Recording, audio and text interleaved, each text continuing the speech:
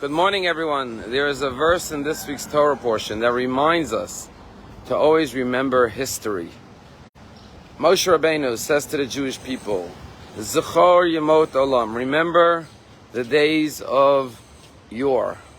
Binu Shnot Dovador, understand the years of generation to generation. And the question is, it sounds repetitive, remember the days of old, understand the years of generation to generation.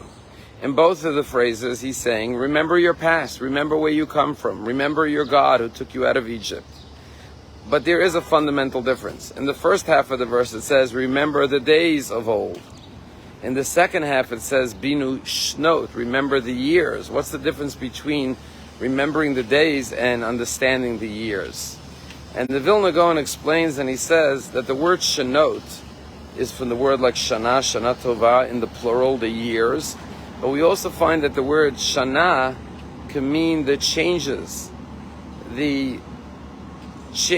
and the differences from one generation to the other.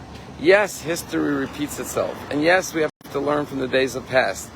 But we also have to remember Binu Shnot over though. We have to remember how each generation is not the same as the previous generation. Each generation has its own unique opportunities and its own unique challenges. And we have to understand how to apply the Torah to the times and the generation that we live in. Yesterday, Prime Minister Benjamin Netanyahu was visiting in the United States, and he sat down for a meeting with Elon Musk to discuss a whole range of things on X, which is Twitter.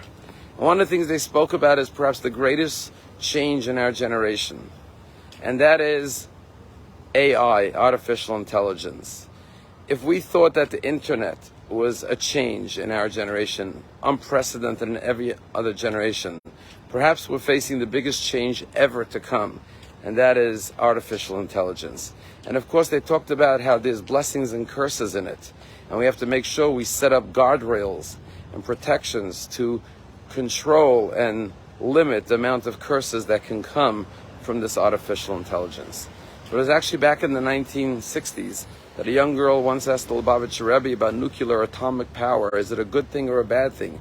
Those were the days of the Cold War, when in schools little girls had to go through drills how to prepare for a nuclear attack.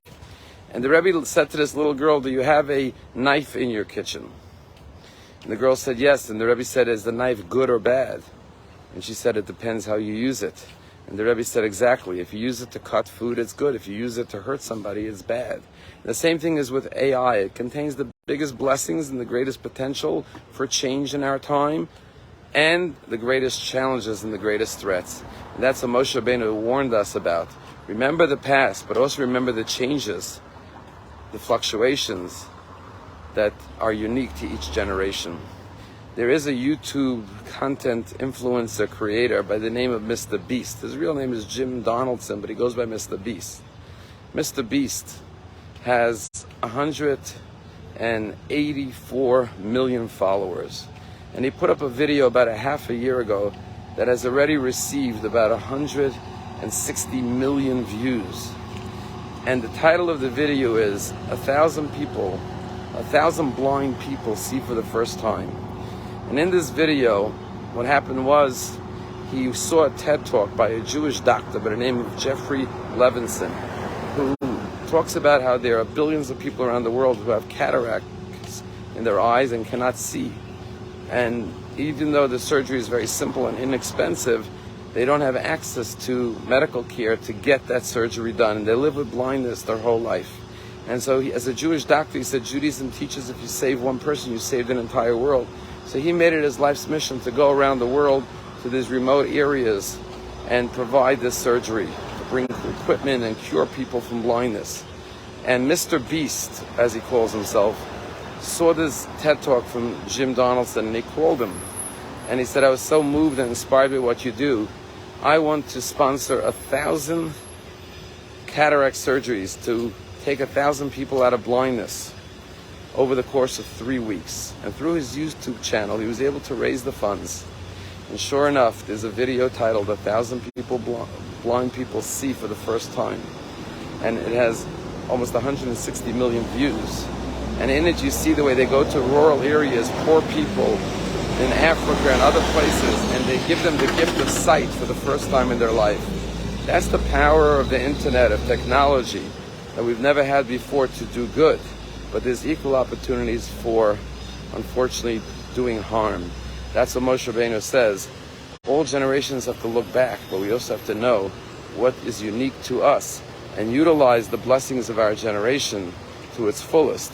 And do not allow the curses, God forbid, as Elon Musk has said, to bring an end to civilization, but rather to use it as God intended it for good. Have a wonderful day.